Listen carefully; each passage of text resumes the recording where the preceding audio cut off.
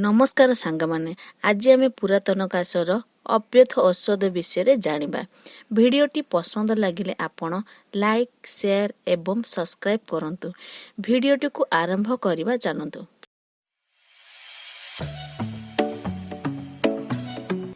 दिन सारा 5 ରୁ 6ଟି गोलमरीच धीरे धीरे चुषिले प्रथम दिन रे ही काशरे तत्क्षणता सुफल मिली थाए। थरकरे 2 ରୁ 3ଟି गोलमरीच पाटी रे पकाई चुषिले बहु वर्षर पुरातन काश ठीक हो जाए। धन्यवाद।